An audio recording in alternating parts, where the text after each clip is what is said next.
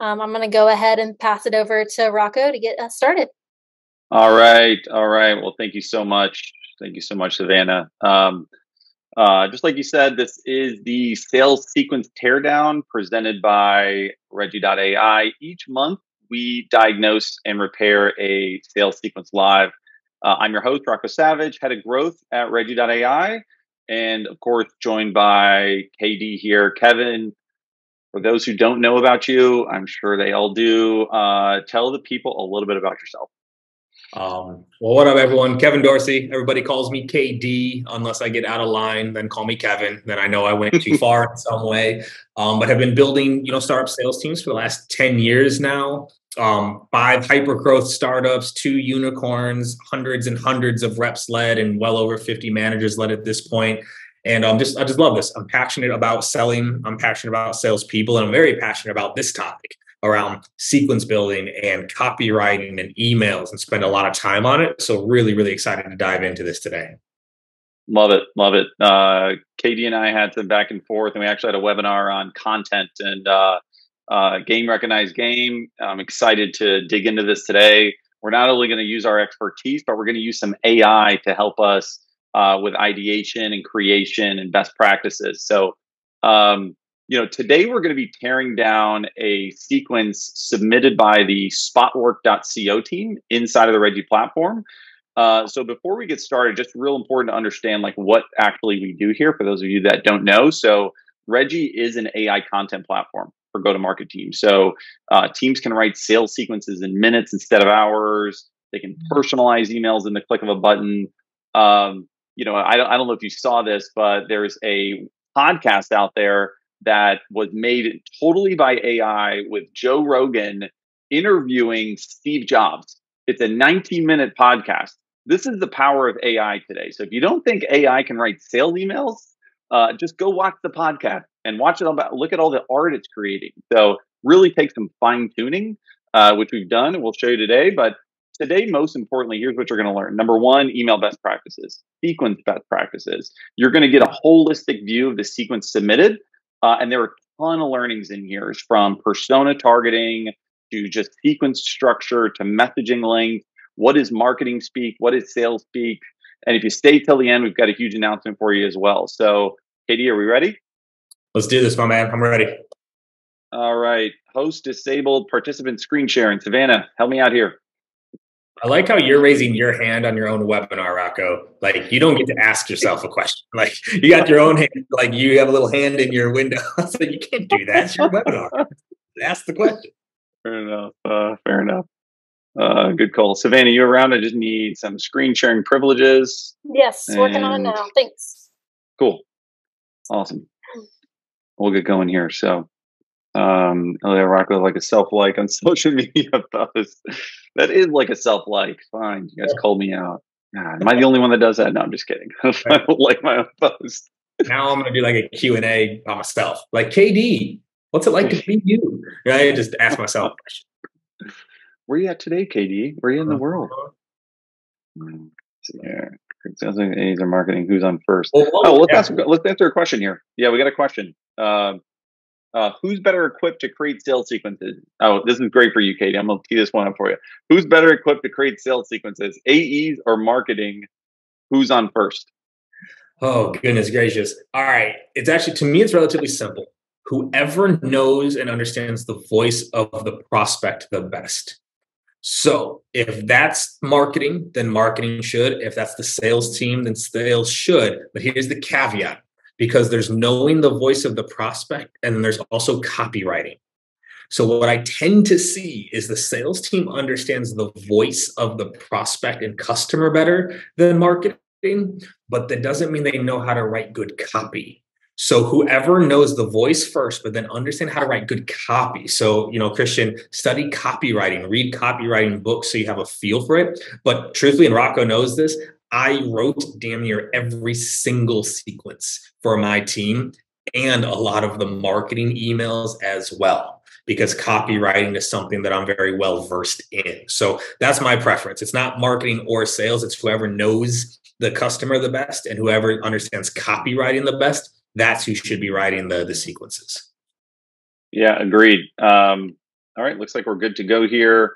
Just to back up on that, so we talk to sales teams all day long about sales messaging, and what we've seen that's working the best and most efficiently is exactly what Katie's saying. So we haven't seen, hey, this sales leader is the best writer, this marketing person is the best writer. It's whoever actually, to his point, knows how to align the voice of the business with the go-to-market execution. And there's a big difference between knowing the voice of the business and knowing what the go-to-market sales messaging should be. And whoever can align that is the right person. Sometimes it takes a couple people if they don't have the perfect person in charge. But hey, let's get going. Yep. So while Rocco pulls that up, so yes, Patrick, story selling, stories that stick by Kendra Hall, The Secrets of Copywriting, Everyone's a Writer. And there's one other, Mass Persuasion is another one, and Methods of Persuasion. Those are my go-to copy books. Yeah, my favorite is the Adweek Guide to Copywriting by Joseph Sugarman is my favorite. Yeah. I like it because he's got like a short, choppy beginning, and it reminds me of subject lines. But I'll defer to Katie on those for sure. All right. So what are we looking at here? Let's just walk through what we're staring at. I can't see the chat, so someone else got to man the chat for me. Any questions? A couple things on the left. You're going to notice the way the Regie platform set up is on the left side, just like you build a sequence. We got a sequence structure on the left side. You can see here, we're going to go through each email today, just talk through this, and then we're going to rebuild one because we couldn't quite grasp what was going on here. In the middle, we're going to talk through subject line, content, best practices, editing, first line view, mobile view, make sure all that looks good. And then on the right side, we have our analytics to ensure that we're in line with best practices. So a little bit about the sequence. Obviously, we want to know who we're targeting.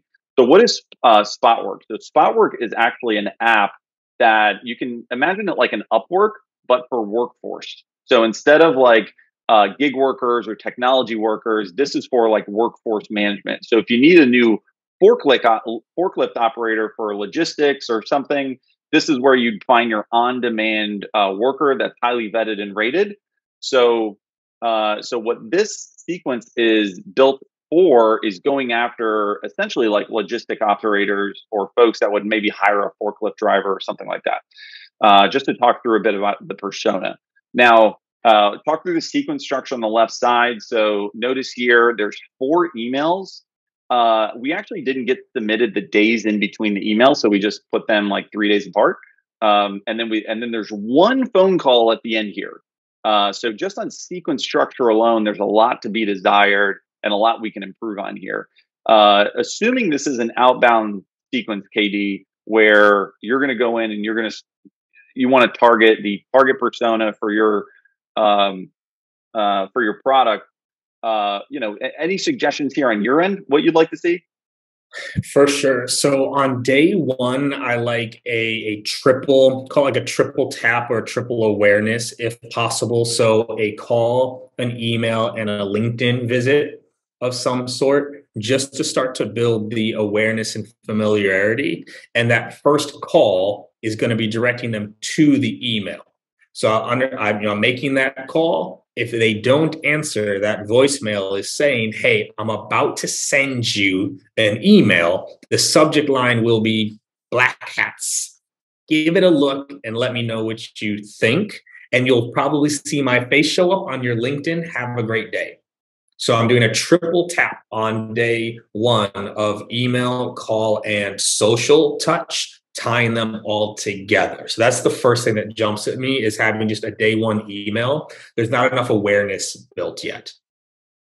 That's great. I actually like the call. I've always been against the call first, but I actually like that approach because basically you're just setting the stage there, right? Right. I'm a big believer in like, what do I believe is going to happen, right? So let's put it this way. What do I believe is going to happen on that cold call? No one's going to answer. Like, that is my firm belief that on that first call, no one's going to answer. So I'm going to lean into that, right? I'm going to lean into that. It's like, I know they're not going to answer that first one, but they probably listen to that first voicemail. So I'm going to direct it to everything else, right? Whereas sending the email and then calling, right? I don't need to do that just yet. I'm going to save the engagement calls for a little bit later in the sequence. Love that. a couple of things to notate here, just overall. We'll get into like sequence structure a bit and like what best practices there. So that's just day one we're talking through, right? We have like 25 more days that should be in this, in different patterns and touch patterns, various call steps, email steps, and LinkedIn touches to get you the multi-channel approach here. We really only have one channel here.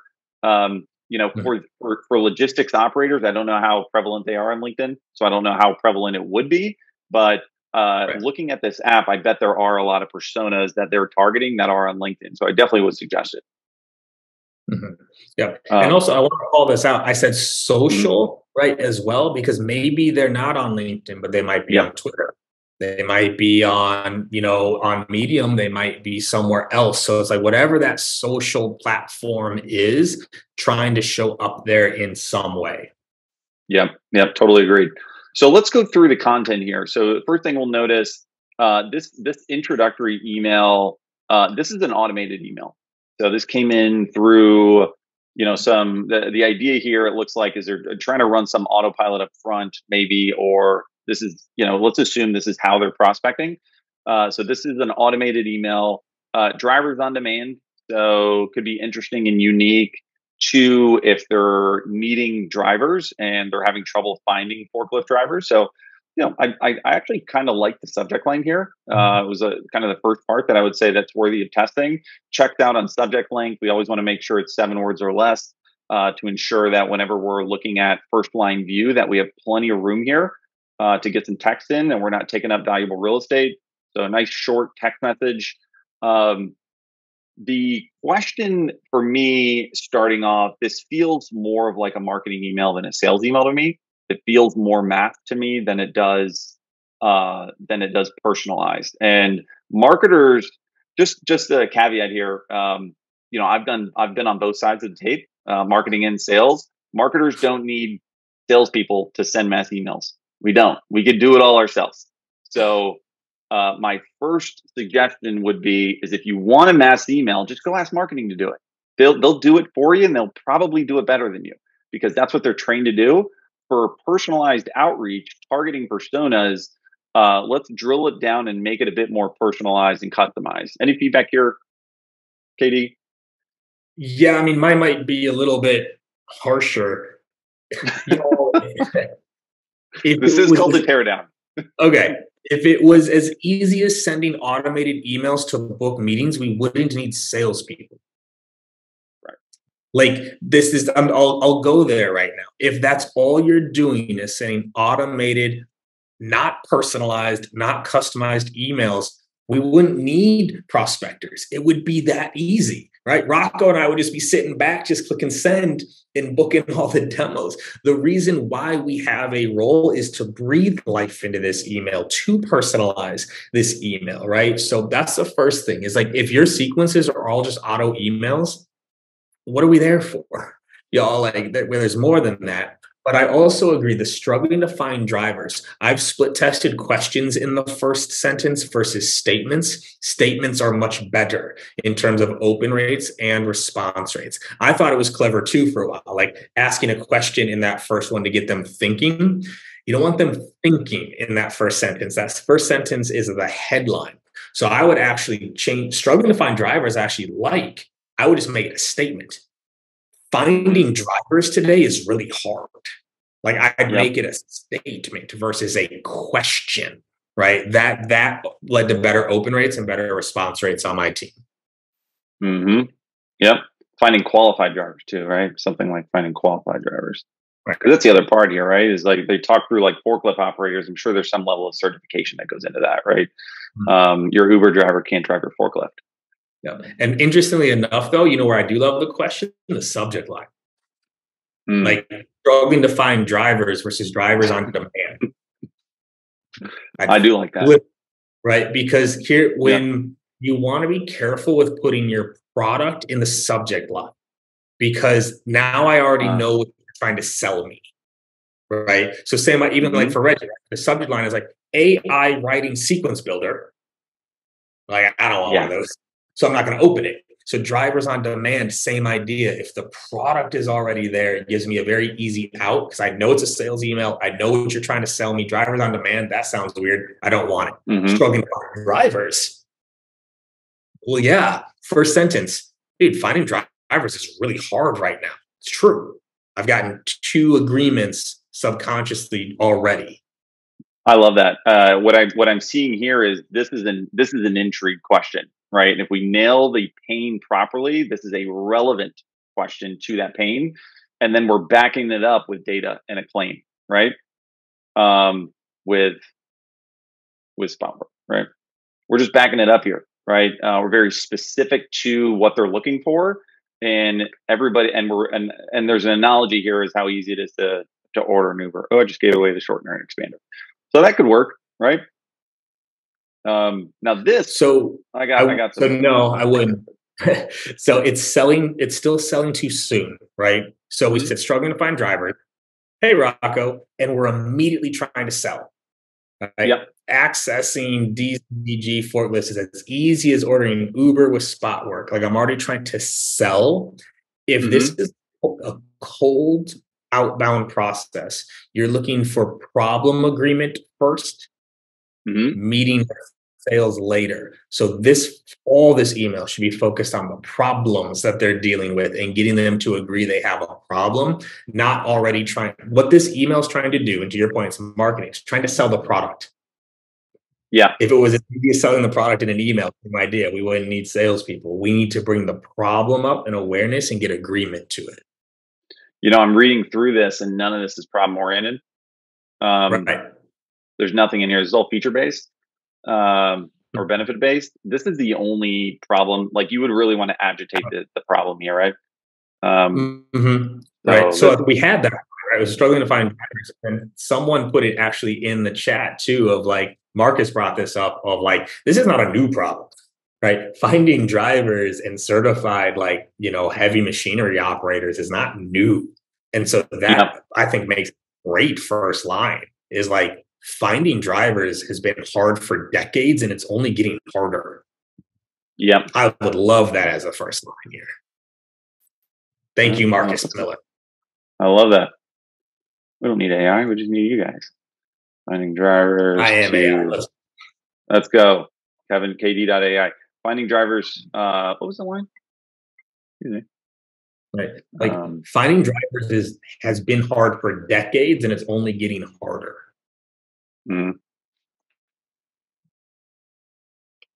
Right, because the subject line that first time, those are your headlines. That's why I love the ad week, right? That's why they're short, they're punchy, what catches the eye. It's that headline, right, where you're getting me to nod based off the headline.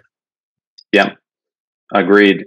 So one thing about bold, in my opinion, if you need to bold something, you have too many words because you can shorten you can really shorten the email, right? If this needs to be bold, then that tells me like most of this is irrelevant subconsciously as a reader, right? And especially as a cold email, if I come in, I'm just going to read this and be like, A to Z driver, I don't know what this is. Like I'm out.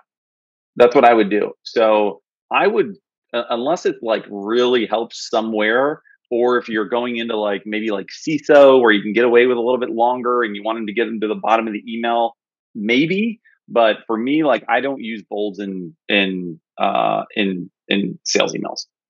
Yeah, no bolds, no bullets. Yeah, love it. Great for bold too, Marcus. Marcus, you're doing great. Keep it up. Bring it on, baby. More the merrier, man. This is a content committee here. We're just the loud ones. Yeah, I agree on these bullets here. I would take this and see. Well, I would just use Reggie and see if we can rephrase it. I think that's helpful. No, still coming up with the bullets. Yeah, it's going to be hard to tell the AI not to use these bullets. So maybe we can shorten it. So Reggie's AI, basically, you can just take this. ThoughtWork helps source and manage your fleet on one platform. That's more useful. It's okay. We're gonna rebuild this entire sequence. In general, Jenna asked, "Why no bullet?" So funny enough, actually, SalesLoft and then also Gong released data on this over the past 2 years of showing a pretty heavy reduction in response rates when bullets were in a cold email.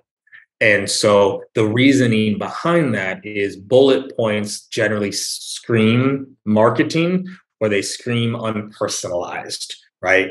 Like if you think about the last time like you texted a friend, when did you put bullets in it?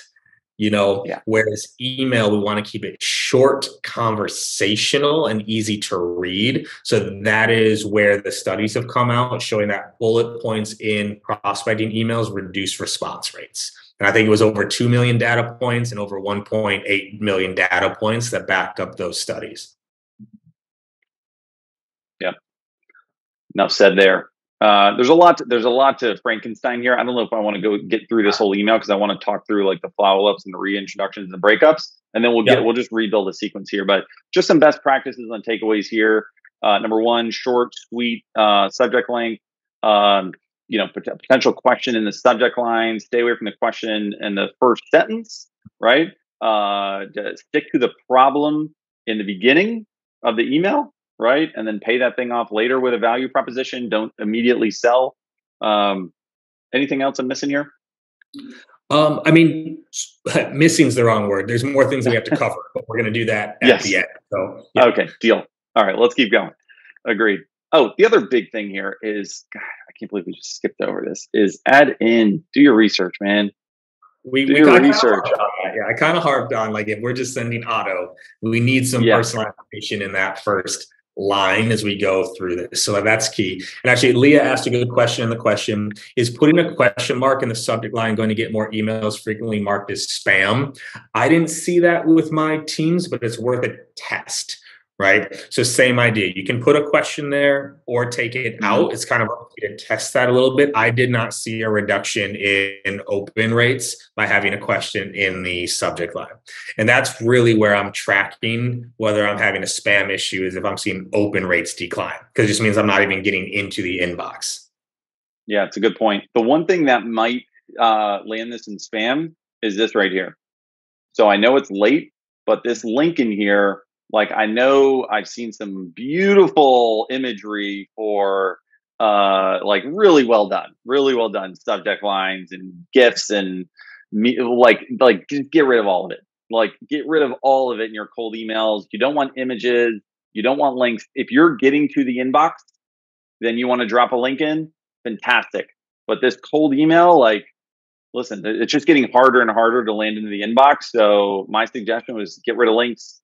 Get rid of all that until you're starting to land in that inbox in that domain.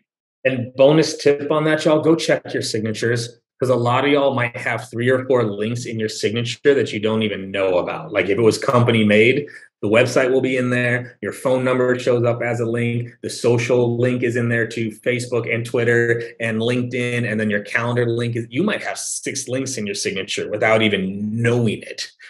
Take them out. Okay. That is not what they are there for. Agreed. All right, let's move on. So follow-up email. Oh man, I don't even know if we've, oh no. Okay. I don't know if we've looked at this one yet, but this is your bump email.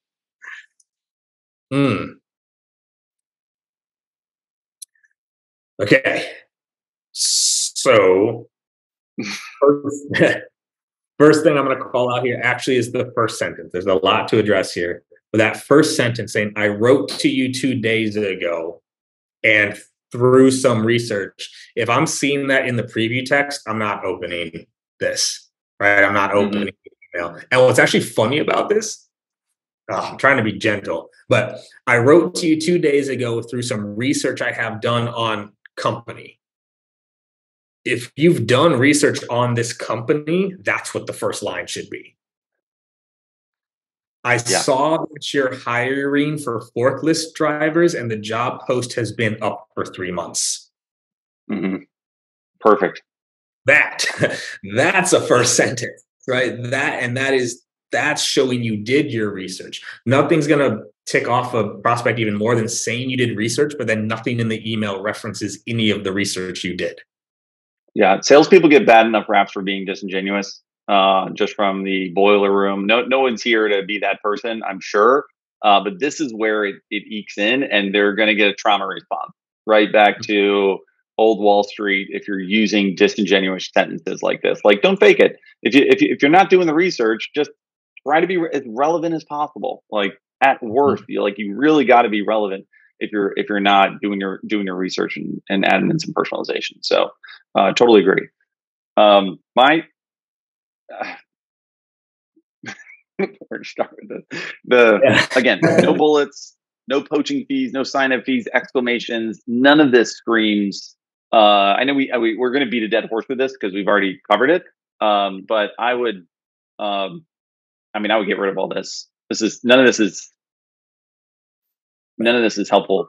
Yeah, those are selling objections, right? Where it's like, that assumes I already want it, and then I need to tell you, well, and don't worry, we don't have poaching fees. They don't want it. So like, all these emails are trying to sell the product. We can't sell the product via email. We need to sell the meeting. We need to sell the idea of improvement. We need to sell the problem, not the product. So that's the theme, I think, in all of these emails so far. Yeah, I totally agree. This one, so a couple of things here just to notate before we move on. We'll try to generate a follow-up email just to see what happens. I don't know if it's going to pull in the right inputs for this, but there's 3 links here. Again, so 3 different links to think about. If you look here over at the grading, look at the IU ratio on this. All right, I versus you, 8 to 5. A lot of talking about yourself and not the prospect. Super important to focus on them and not you. If your IU ratio goes above even 1-to-1, you can guarantee you're talking about your features, your product, and none of that matters. It just doesn't matter. There's no place for this in this email. There's a place for that in an infographic. There's a place for that on a website, but certainly not in a cold email, and certainly not in a follow up. Can you include are you saying all links? So Christine just asked a good question. Yeah. Did you have something to add to before we? I was going to bring this. I'm going to bring this up to you also as a question, because I have my candid feedback on it, but I've yet to find any data on this. So I'm maybe hoping you've got some data on this. The calendar link booking rate. Like, I saw significantly better results asking for a response versus asking them to book on the calendar link. Now, again, those were my teams of like, hey, is this of interest? Is this a challenge? Are you noticing this? Right? So someone asked this as well in the Q&A. My call to actions are about agreement. Are you noticing these challenges? Have you seen this bubbling up? Is this something that falls into your world? Have you noticed this? Are you running in? I'm looking for agreement versus book time on my calendar, right? And so but a lot of people are doing this. A lot of people are including the calendar link, and it just didn't work for me. But a lot of people are doing this. So I was wondering if you had any data on the calendar link in cold prospecting emails. I don't have the exact numbers, but I do know what our insights tell us is interest-based call to actions, agreements early on in your sequencing. Especially this first set of emails with these reply threads, you're trying to get them engagement and trying to get an understanding if you're nailing it or not, right? They should say, yeah, that's intriguing. That's interesting. I would love to talk more about it. And then you can figure out how to do that. Either they'll send you a link, you can play back and forth. If they ask for a booking, I always ask for a booking link if I want to know, because I'm like, just send it to me so I can handle it. Right. But I never put it in. Yeah. So that's one. So again, and by the way, everything you're saying, try this again. Everything we are saying, y'all, you need to test it in your world, in your space. But far and away, I am not asking for a meeting in my first 3 emails. I'm not asking for a meeting. I'm not suggesting times to meet. I'm simply looking for an agreement to start the conversation. That is it. It's a big ask to go from, you don't know me, here's an email, I need 30 minutes, versus, hey, this is what we're doing. Are you noticing this? Do you struggle with this? Does this that? Just to get it's simple. And if someone goes, well, yeah, we deal with this. okay, would you be open to chatting? Like now we're into a conversation. I saw significantly better results. Not asking for meetings in the first 2 to 3 emails, but asking for the conversation to start. And that's what set up everything else. Yep. Okay. Carmen asked, Carmen mentioned, love the name Carmen, by the way. I used Are You Free brackets weekdays from now, which in Outreach Sales Loft, it'll just pull up the right day at 2 p.m. and 4 p.m. So different call to action. This is trying to nail down times to talk. You can certainly try it. I mean, the data shows interest-based call to actions. I would say one below that. I would say like times. Breakup emails. I've seen booking links saying, "Hey, listen, like, didn't catch you. I'll see you in 3 months on my next follow-up sequence. Like, here's a time if this is relevant to you. I'm gonna drop my link here. Hope." And we've seen some results there. Breakup emails. By the way, breakup emails and referral ask emails have been getting the highest replies, and these are so overlooked all the time and so over templatized. And there's so much opportunity in these two types of emails. Let's see here. Okay, I think we had another question here. Including content prospecting too much too soon. I can feel like homework. Including content in prospecting emails too much too soon? ? Can feel like homework. Yeah, collateral content. Anything that it's info. When I pull up an infographic, typically what I see is a couple data points that are relevant, and then some really beautiful, hopefully, illustrations to provide more context on those data points. Just take the data point out, put it in your email. Is what I would suggest. I don't know if I'd add an infographic, especially this early. Again, I just like worry about links early on. You could talk to it in a video. I would rather do something like that than try to point them into something to read. All right, let's keep going here. Completely curiosity, following years. Okay, let's keep going here. Let's see what the AI comes up with. But we did put some inputs in. I just want to see if it just gives us something to work with that we could build from, because I'm just having trouble reorging this. We have to rewrite all of it. It's hard to clean some of this up. I think we need to rewrite it a little bit and just see what happens. Yeah, let's just see if this comes up. We'll fly through these reintroductions and we'll build one quickly. It only takes 2 minutes with Reggie to build a sequence, so we can get something new in time. It's not bad. It's not bad. That's strong. Like that's pretty strong there. Yep. So the one thing I would maybe do here just to start is, like, on this mobile, we're going to get this wall of text here. So I would just bring it up. Start with formatting. Fire this up. So this is just like, who was just talking about this? This is the Carmen call to action. We'll call this the Carmen. Oh, I like it. Yep. Get there. Yep. Lead with a statement. Yeah, totally, Malik. See, we're eating our own dog food here. Malik just said, would you rather start with a statement, not a question? Yeah, absolutely. Especially, so we have this reply thread here. So we're not going to ask 2 questions, especially if we add it in the subject line, right? So, yeah, we would definitely try something different here. Let's see what we can come up with. We're going to go ahead and move on from this real quick, but I believe, I don't like that. That's all right. Those are starting to get a little markety, totally. What if I told you, right? The other thing that I would put in here is some sort of problem impact statement, right? So if we look at our end-to-end staffing marketplace and workforce management solution, to me, doesn't sound like how these people would talk. Right. So the example that I always gave is when I joined Patient Pop, and a lot of our outbound messaging, it said all-in-one practice growth platform. How many doctors have ever said the words all-in-one practice growth platform? And who's Googling for that either? Right. So same here, our end-to-end staffing marketplace, my guess is this persona doesn't say those words. So actually, like what Campbell just put in here, it's like, access more drivers in less time.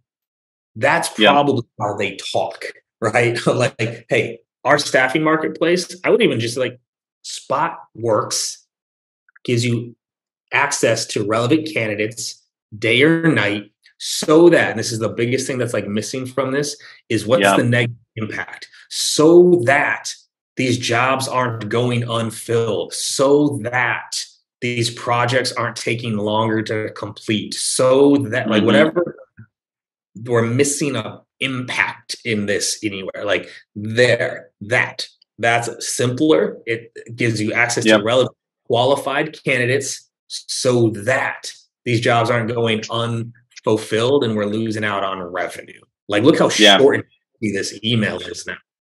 Yeah. Talk through again. So this is a really important, critical, the structure of this sentence. There's a reason why this works, right? So what is another way to read this? What does it mean to me? And that's what you're telling them, right? So you're saying SpotWorks give you access to relevant candidates. So what? What does that mean to them? And then you can tell them what this means to you is, so your jobs aren't going to get fulfilled. And so take those bullet points and test them, right? There were a bunch in there. That would have been, if I was meeting with the individual, I would have asked them those 3 bullet points and gone, which one's the biggest? Like, what's the biggest problem you solve? Like, let's not try to send everything and hope it sticks. It's like SpotWorks gives you access to relevant candidates whose jobs aren't going unfulfilled. And now that this email is so short, we could add another line in, right? Again, for the speaking impact of like, because unfulfilled jobs lead to delayed projects, frustrated, candidates, or whatever else, right? And I agree, Christine. The "what if I told you" does feel a little right. So, but like that, because now this is so short and sweet, we have enough room, right, to put in there some sort of other impact or problem statement.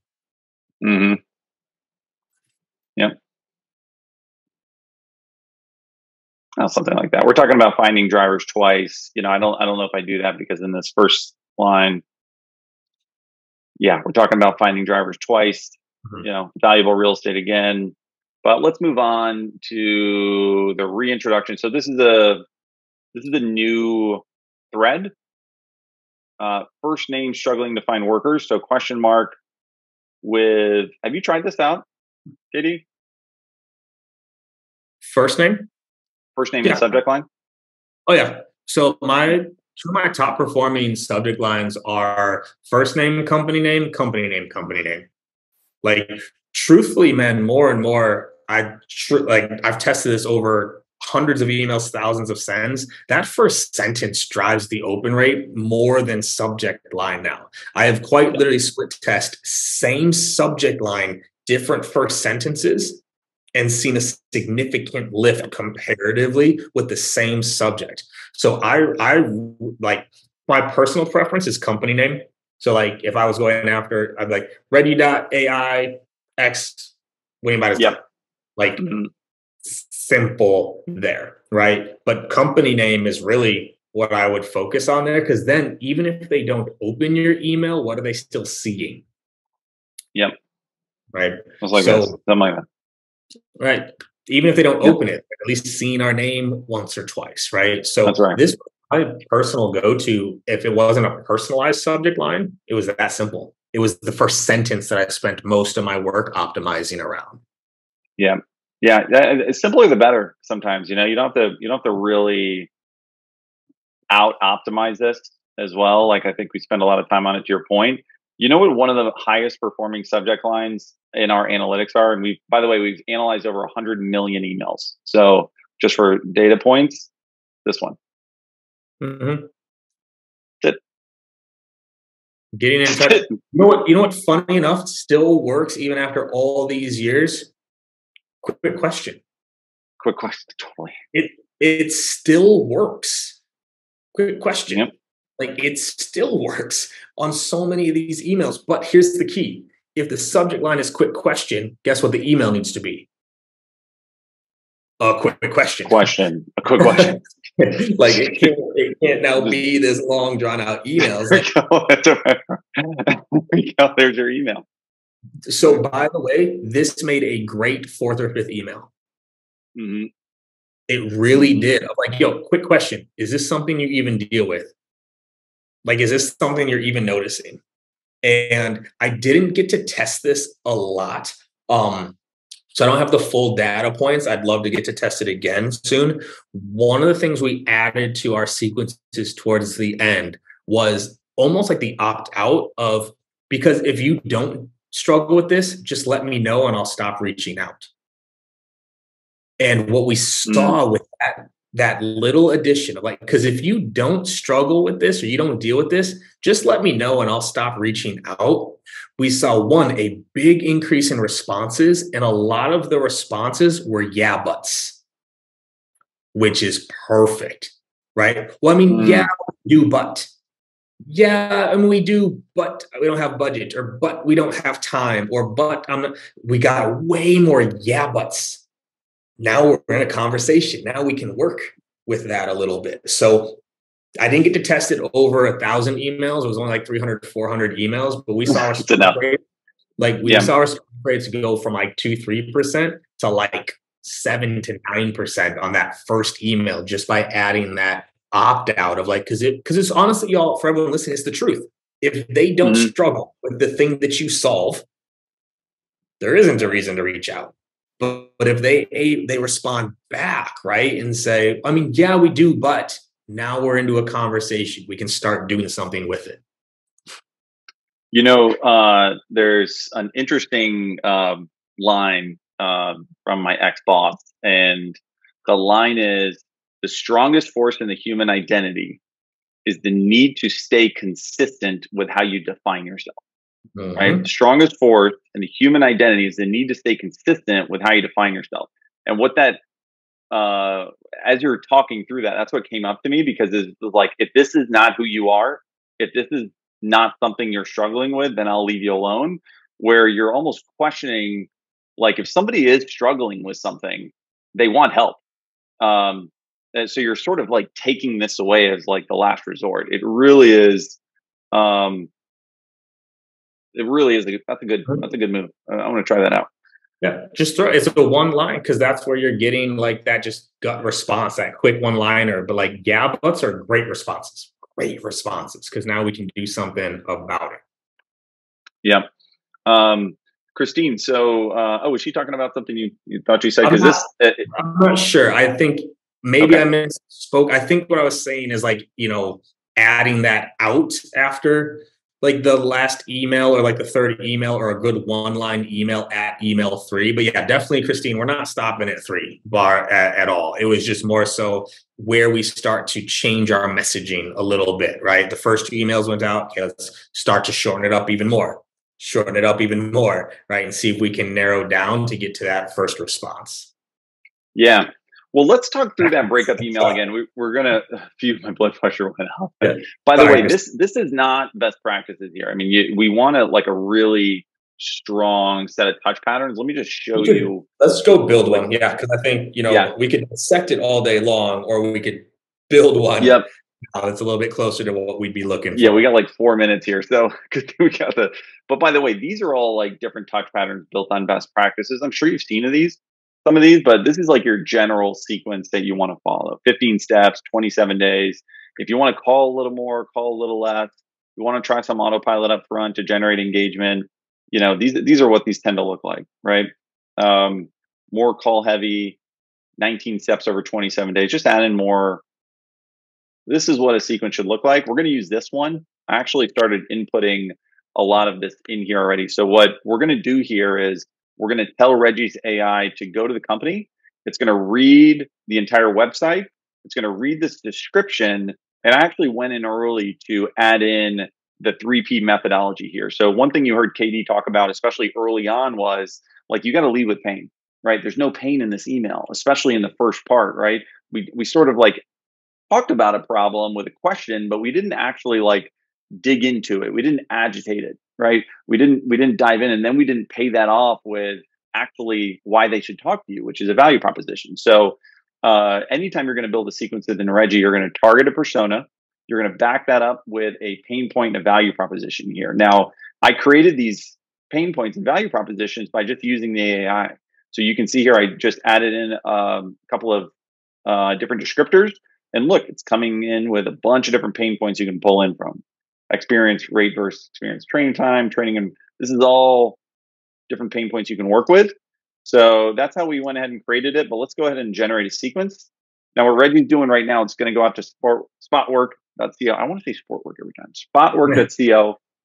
And it's going to do 80% of the work.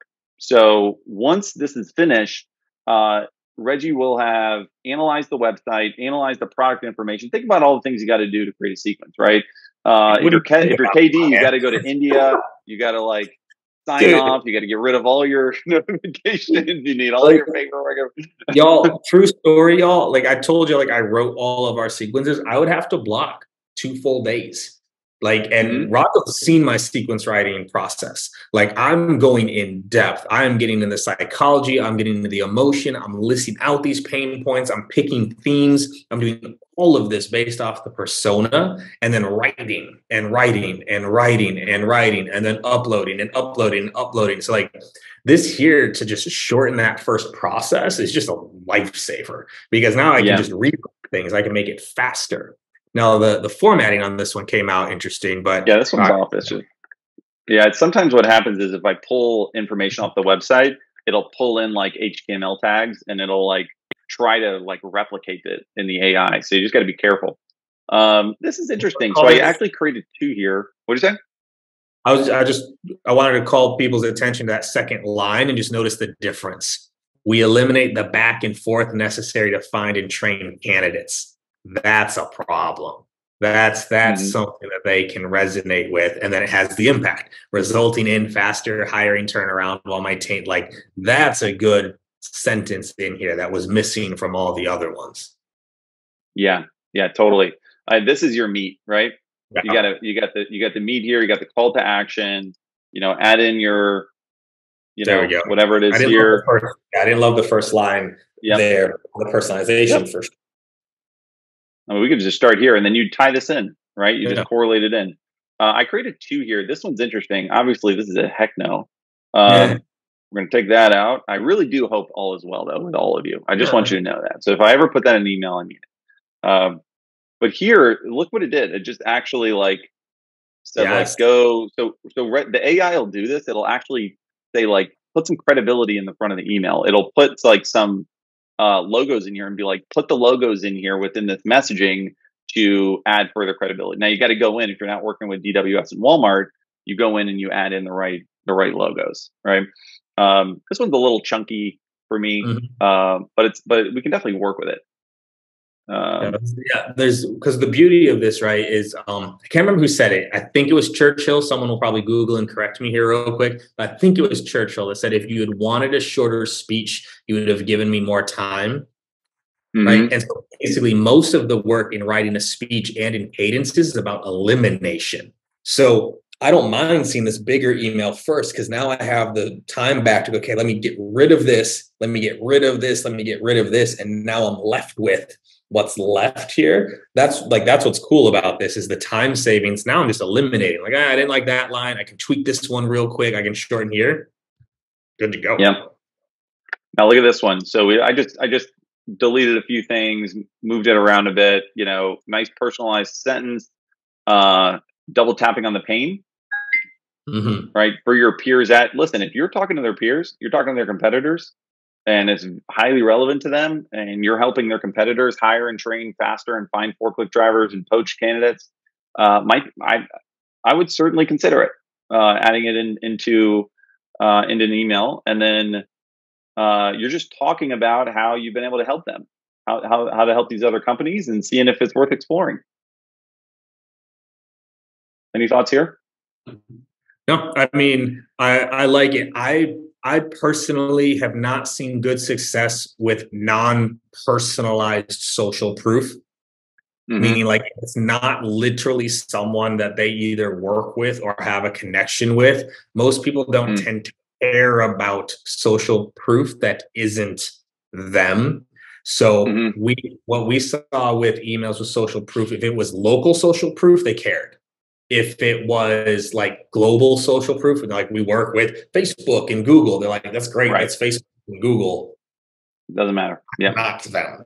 So social proof early on didn't do much for us. We tried to keep all of the focus on who we were reaching out to and working from there. So that's my only thing I would test on this. Doesn't mean it's a don't do, but it's something that to me, it's almost extra fluff versus like finding qualified drivers has been a consistent challenge for your peers.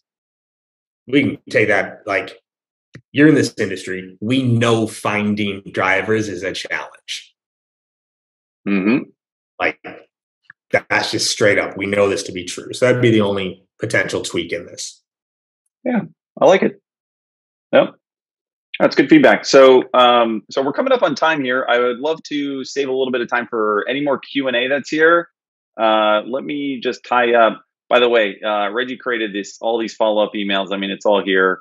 You know, we could certainly dive into this, but the point is, you know, start with a good framework, you know, whether it's 3 Ps or, you know, KD's 10 steps. I'm pretty sure you teach that in a certain Patreon, by the way. Do you have a course on that in your Patreon, or do you talk through sequence creation in one of your videos, or? Uh-oh, hold up. I think I'm back. I think I froze for a second. Say again. Uh-oh. All right. My question was, I was talking through just start with a framework. So whether it's the 3 Ps or how you go through your sequence creation. And my question was, do you teach your sequence creation? I don't teach the sequence creation. I do teach the email format, which is KPIC. Gotcha. No problem, impact, call to action. Here's what I know about you, problems you might be facing, the impact of those problems, the call to action. Cool. Well, let's bring Savannah back up here. We're coming towards the end here. I will say just a quick plug on our end. And I would love for KD to tell everyone where to find him. LinkedIn, regie.ai. We are available for anybody that wants to check out Reggie. You can use. I will get you the code here. We got one for outreach in a second. Let me just pull it up. KD, final thoughts on the sequence? Anything you want to plug? Nothing to plug. Just I almost want to just go rapid fire on some of these questions that we missed. There were some in the Q&A. If we have time, like how long should a cadence last? I think we covered that one, right? That was 15 steps over 27 days, right? Is what we're looking at there. Let's see here. What types of call to action? We talked about that. Agreement, right? So not saying, can I get a meeting, but saying, do you struggle with, have you seen all that? And then also the last one I think we can touch on is personalization versus like spam. Like personalization is going to be key. If you send 1,000 emails to get one response, like, yeah, you got the one response, but it's not there. And we actually didn't have time to show it. Like Reggie helps with the personalization too, right? Like very quickly finding some personalization points. But no, this is exciting. I love this. I guess podcast post, right? Like Live Better, Sell Better is my podcast, but hopefully people got value from this. This is really cool. Yeah, for sure. Savannah, take it away. Yeah, thank you, Rocco and KD, for sharing your time with us today and packing it with so much value. Thanks to everybody for being here and being in the chat, asking questions, making this event amazing. Like I mentioned at the top of the call, be sure to check out Sales Hackers in-person events coming up, and we'll be announcing more cities and dates soon. So be sure to check those out. Just drop the links in the chat. But I think that's it for me, and I'll see y'all next week. Thanks, everybody.